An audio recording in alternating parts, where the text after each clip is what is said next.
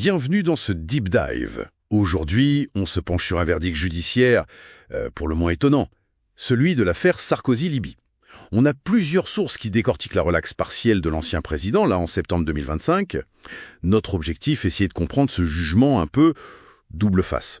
Condamné pour association de malfaiteurs, mais relaxé pour les accusations principales, corruption, financement illégal de sa campagne de 2007. Comment on explique ça, cette contradiction apparente? Oui, c'est tout à fait ça. C'est le cœur du paradoxe de ce jugement du 25 septembre 2025. D'un côté, on a une condamnation assez lourde, 5 ans ferme pour association de malfaiteurs. Là, le tribunal a dit, oui, on estime prouver qu'il y a eu une entente, une sorte de conspiration pour obtenir des fonds occultes depuis la Libye. C'est la reconnaissance d'une intention délictueuse, grave et au plus haut niveau de l'État. D'accord. L'intention est reconnue. Mais alors, pourquoi la relaxe sur le reste? Eh bien, et c'est ça le point crucial, il y a relax pour corruption passive et financement illégal. Pourquoi ? Tout simplement parce qu'en droit pénal français, il faut une preuve matérielle, une preuve irréfutable de l'infraction elle-même. Or, là, malgré la conviction qu'un pacte existait, le tribunal, il n'a pas trouvé la preuve formelle que l'argent ait effectivement été versé. Ah d'accord.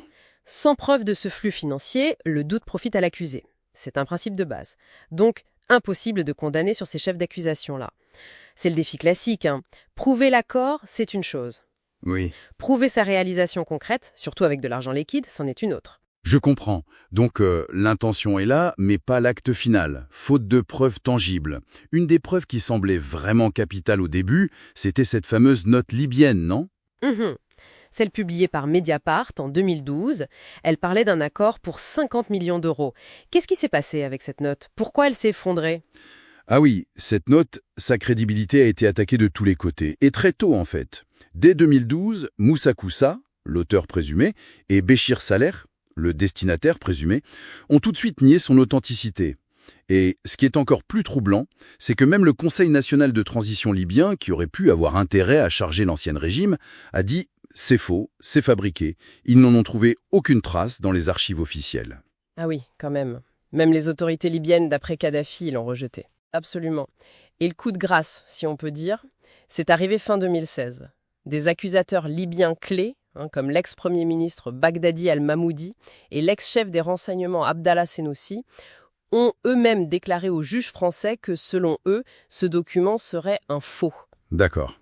Alors, face à tous ces doutes qui venaient de partout, le tribunal en 2025 n'a pas pu faire autrement que de la considérer comme probablement un faux, et donc de l'écarter des preuves fiables. Bon, si le document clé tombe, qu'est-ce qui reste? Les témoignages? Il y avait des gens qui accusaient au début, non? Oui, mais ces témoignages se sont révélés très très fragiles et surtout marqués par des revirements assez spectaculaires. Prenez Bagdadi al-Mahmoudi, l'ancien Premier ministre, en 2019 devant les juges français, il revient sur ces accusations. Il dit ne pas avoir de relation directe avec les faits, que ce sont des choses qu'on lui a rapportées. Il nie même avoir donné de l'argent lui-même. Son témoignage devient indirect, du oui-dire. Et ça perd quasiment toute force probante en justice. Et puis il y avait Ziad Takedine, l'intermédiaire qui disait avoir livré les valises de cash. Ah, Takedine. Oui, le revirement le plus médiatisé sans doute. En novembre 2020, Takedine, qui était le seul à affirmer avoir livré personnellement 5 millions d'euros en espèces, il retire tout. Face caméra, il déclare « Il n'y a pas eu de financement ». Incroyable. Alors, même si la justice enquête toujours pour savoir s'il y a eu manipulation, subordination derrière ce revirement, sa crédibilité en tant que témoin à charge elle est anéantie. Le tribunal l'a d'ailleurs qualifié de fluctuant. On ne peut pas baser une condamnation pénale sur un témoignage aussi instable. Non, bien sûr. Surtout quand il n'y a pas d'autres preuves matérielles pour corroborer. Un revirement total. Ça a dû sérieusement compliquer les choses pour l'accusation. Donc, si le document principal tombe, si les témoignages clés s'effondrent, qu'en est-il de la preuve la plus simple? L'argent. L'argent lui-même. Est-ce qu'on a retrouvé la trace de ces millions? Et voilà, on touche au cœur du problème.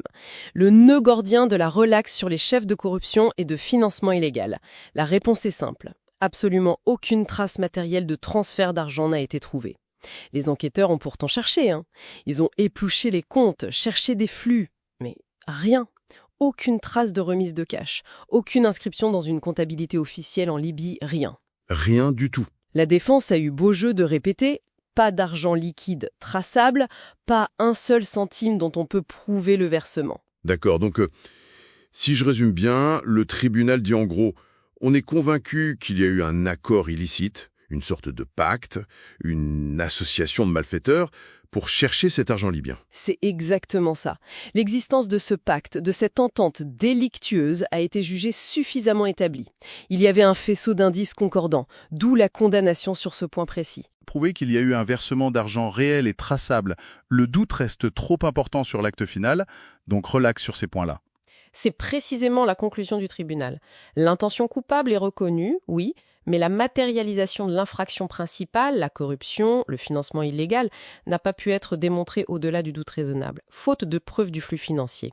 L'opacité totale du cash a joué à plein. Voilà donc l'essentiel de ce verdict assez complexe finalement. La relaxe pour corruption et financement illégal, elle vient de l'effondrement des preuves clés, doxements et témoignages. Et surtout, de l'absence totale de traçabilité de cet argent liquide présumé. Le doute a profité à l'accusé. Mais la condamnation pour association de malfaiteurs, elle reste. Et elle signale que le tribunal a quand même cru à l'existence d'une conspiration. Tout à fait. Et ça nous laisse peut-être avec une réflexion pour aller un peu plus loin. Cette affaire, elle montre bien une limite potentielle de la justice face à des schémas de corruption très sophistiqués. Surtout quand ils utilisent massivement de l'argent liquide, de l'argent intraçable. Si on juge prouvé qu'il y a eu un pacte corruptif, mais que les fonds sont rendus volontairement invisibles, comment on fait pour établir la responsabilité pénale pour l'acte de corruption lui-même, l'acte final? Ça pose vraiment question sur notre capacité collective à sanctionner pleinement ce genre de pratique quand l'opacité financière est érigée en système.